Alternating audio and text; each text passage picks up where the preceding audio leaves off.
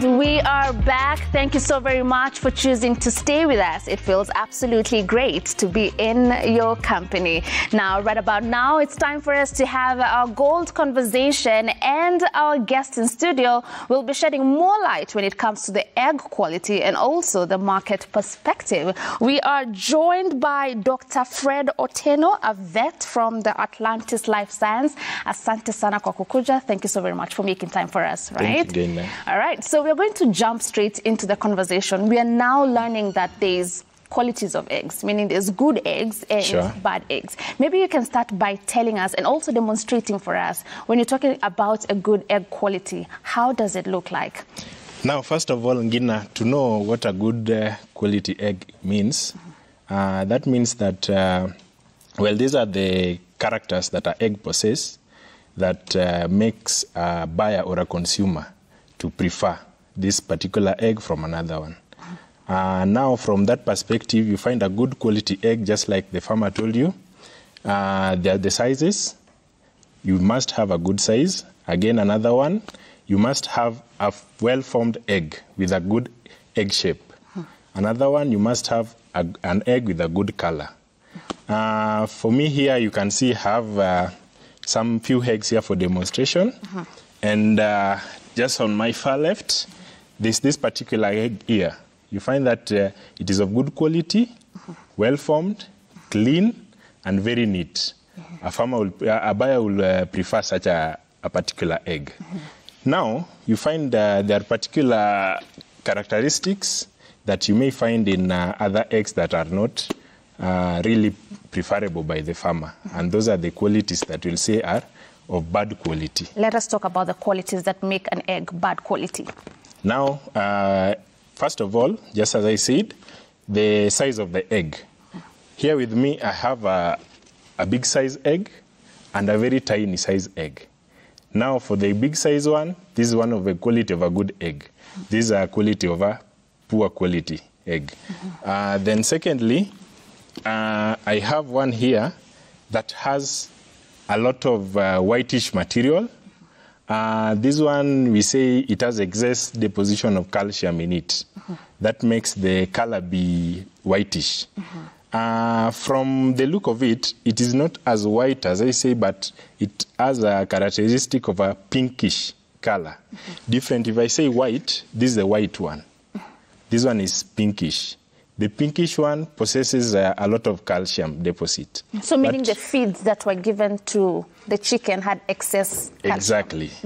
Some farmers also use supplements, which may make these eggs to deposit a lot of calcium in the shell. Now, there's this other quality, which is also a poor quality, that tends to be whitish. This is a sign of a disease. For instance, such diseases that you may find eggs having this characteristic are those that, for example, we have infectious bronchitis. When your birds are infected with infectious bronchitis, you'll tend to have this particular color. Also, conditions like Newcastle disease, and also when the eggs tend to age, they also possess such poor quality of eggs. All right, now, when we have that very small size, like the first one, that's almost like a quail, Yes. What is the reason? What would make a chicken produce such size of eggs? Yes, first of all, I'll want you to differentiate. There's an abnormally small size, and then there's a relatively small size, then there's a large size. Now, for instance, this is an abnormally small size.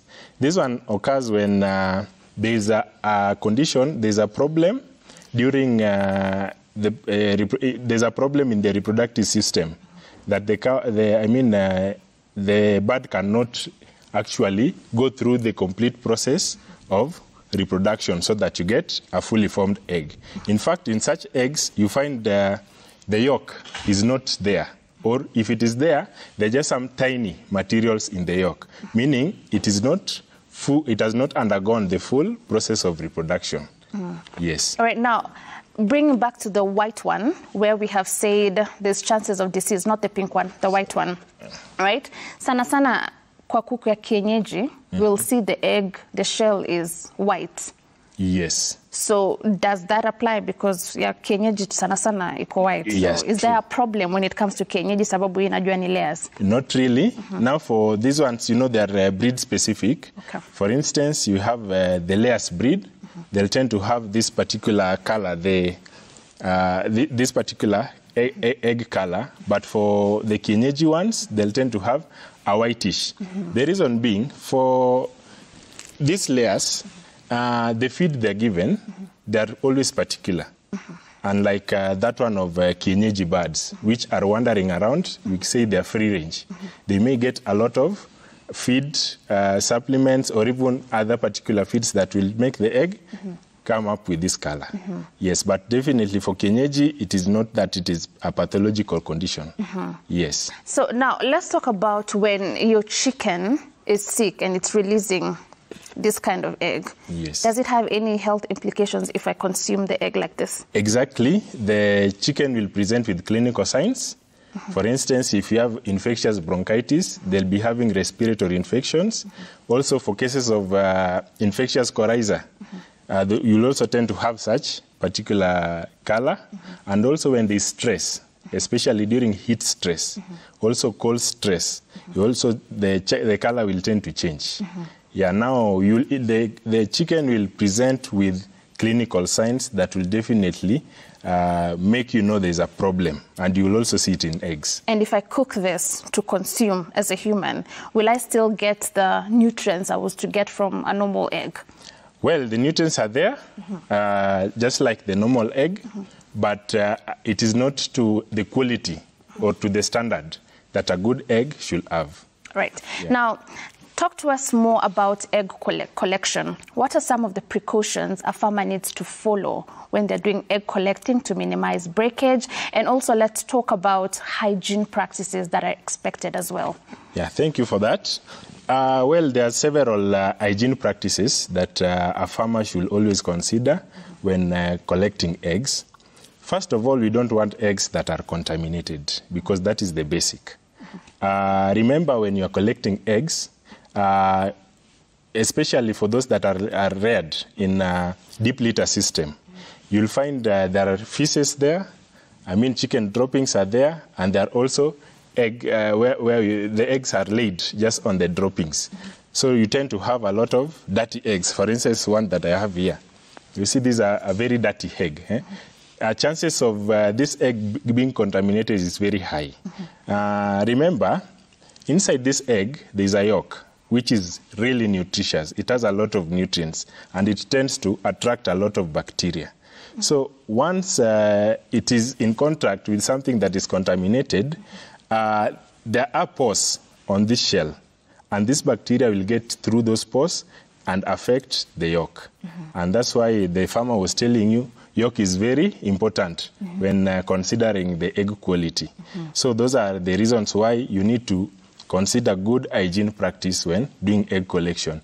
Secondly, always, especially for those intensive systems, there are bells that collect these eggs.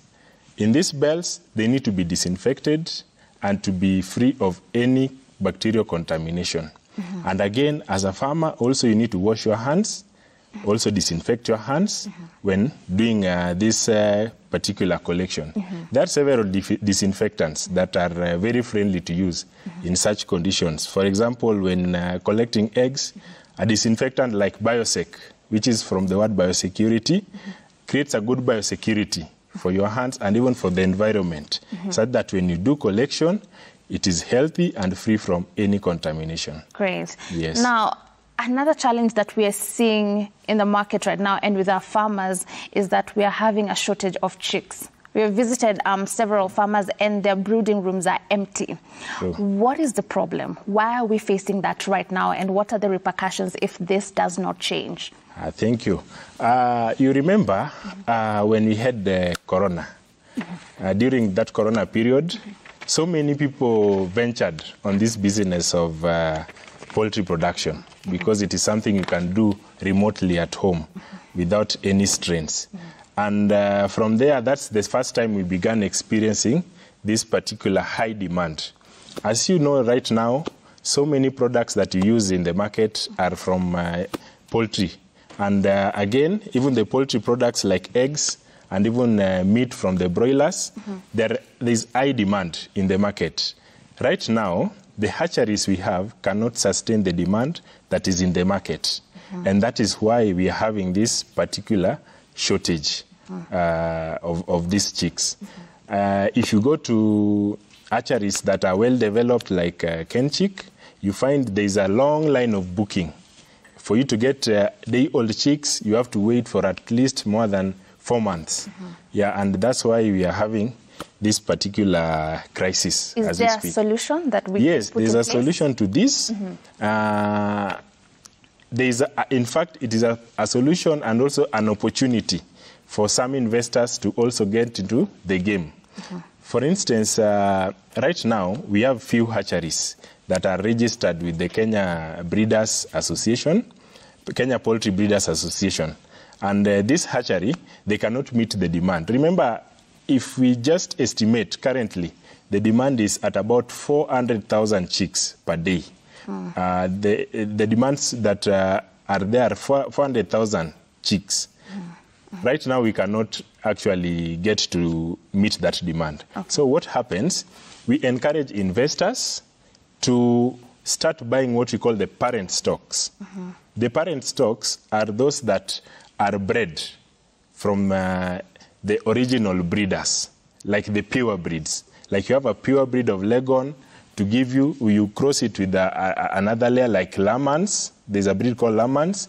You'll get a good breed. You get a parent stock. So when they buy this parent stock, they're able to hatch them. And they get to solve these issues of chick crisis. Great. Yes. All right. Such a fantastic conversation we're having right here with Dr. Fred on all matters poultry farming. Now, there's something we call economics of production, and we would like to find out what that means in poultry farming. That and a lot more will be forming our conversation when we come back from this short break. Don't go anywhere.